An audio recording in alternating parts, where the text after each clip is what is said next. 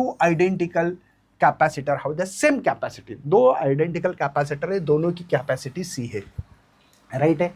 One of them charge potential V1, पहले को V1 से पोटेंशियल था, है ना, चार्ज कर दिया, दूसरा V2 है, negative end of capacitor are connected together, negative together and positive भी टुगेदर कर दिया।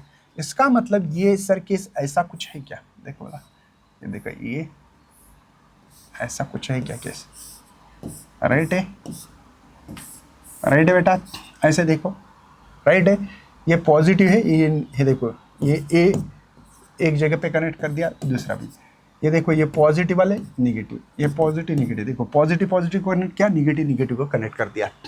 Decrease the energy of combine system, combine system करने के बाद इसका इक्विवेलेंट जो भी होगा वो करने के बाद क्या होगी, इसका कैपेसिटर की कैपेसिटी C, इसकी भी C करेंगे, कोई टेंशन नहीं होगा, उम्मीद कर रहे बच्चों और आगे भी बढ़ रहे हैं, ठीक है। तो मुझे बताओ बच्चों, इसके अंदर कितना चार्ज होगा, Q क्या होगा बच्चों, CV है ना, कैपेसिटर तो कैपेसिटी सेम है, तो पोटेंशियल V1 देखो, इसकी कैपेसिटी C है, इसकी C है, बस पता है इसका V2 है और इसका पोटेंशियल V1 है। अब एक्चुअली पैरेलल में पोटेंशियल सेम ही होता है, ठीक है ना, तो ये हमारे पास Q1 चार्ज मिला। Q2 चार्ज क्या मिलेगा बच्चों, यहाँ पे कितना चार्ज स्टोर होगा, कैसे निकालोगे, तो सिंपल निकालूंगा सर, CV2, क्योंकि C1 C2 नहीं है, यहाँ पे C दोनों कैपेसिटर की कैपेसिटी C ही है। अगर मुझे टोटल चार्ज यहाँ से निकल गया होगा सर ऐसा क्यों, तो ये Q1 निकाल के तो ये चार्ज होगा, ये Q2 चार्ज जाता होगा, तो Q चार्ज जो है वो ये है सर Q1 प्लस Q2 है। कोई टेंशन तो नहीं बच्चों, समझ में आ रहा होगा, उम्मीद कर रहा हूँ।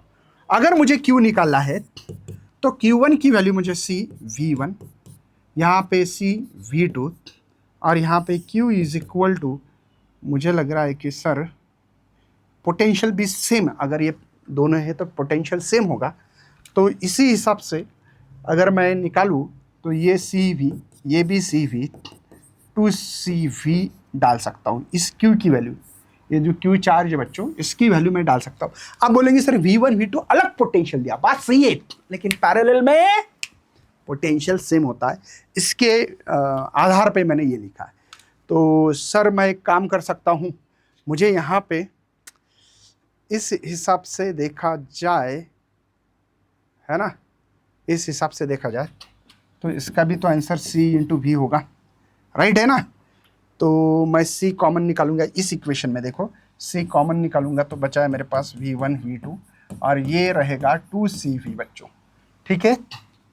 तो यहाँ पे किस चीज़ को कैंसिल कर सकता हूँ सर, C के गेट भी कैंसिल होगा, तो V पोटेंशियल जो होगा वो टोटल वो होगा V1 plus V2 divide by 2, ऐसा V पोटेंशियल होगा, ये भी लिख सकता हूँ सर।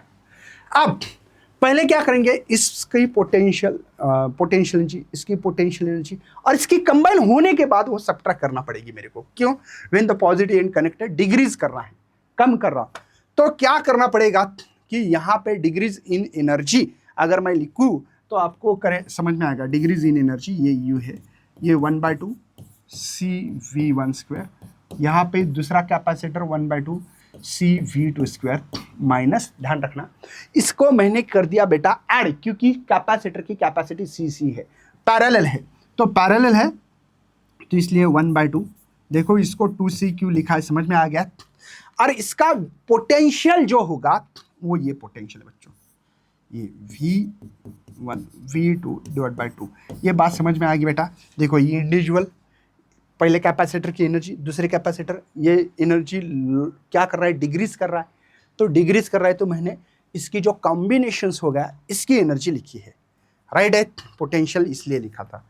अच्छा सर, तो हम क्या करें, तो करें क्या सर, अब मैं 1/2C कॉमन निकाल के करे, करना है बेटा, कोई टेंशन तो नहीं है ना।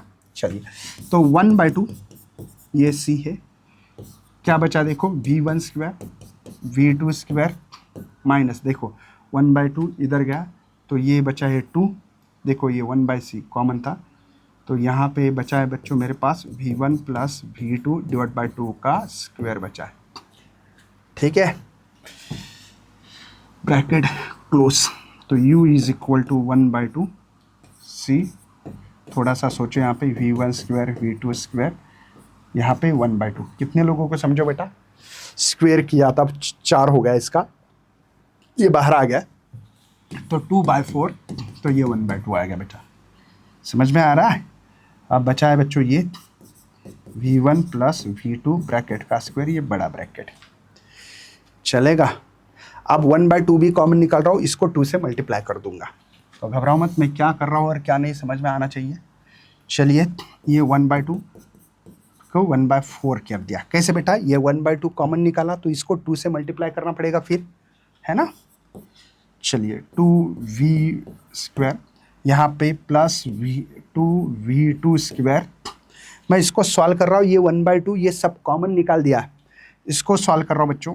Minus first term square minus second term square minus 2 पहला दूसरा टर्म्स। पता है बेटा, यहाँ पे ये एक्चुअल में a प्लस बी का स्क्वायर है, a square B square plus 2ab, but ये माइनस होने के कारण मुझे माइनस देना पड़ा। उम्मीद कर रहा हूँ सबको समझ में आ रहा है। सर देखो, यहाँ से एक v1 गया, यहाँ से एक v1 गया, तो बचा क्या सर? 1/4c बचा है। यहाँ पे ये v1 square v2 square minus 2v1 v2। मुझे ये क्यों फील हो रहा है सर कि ये a माइनस बी का स्क्वायर है? तो यहाँ पे मुझे भाई चलो कोई प्रॉब्लम नहीं है, थोड़ा सा अलग मार्कर इस्तेमाल करते हुए फाइनल आंसर लिखना है, इसलिए मुझे लगता है कि u is equal to 1/4c, और ये जो फार्मूला बेटा ये v1 माइनस v2 का स्क्वायर होना चाहिए। ठीक है, ऐसा देखो 1/4c v1 v2 का square. Yes, A option is correct है बेटा।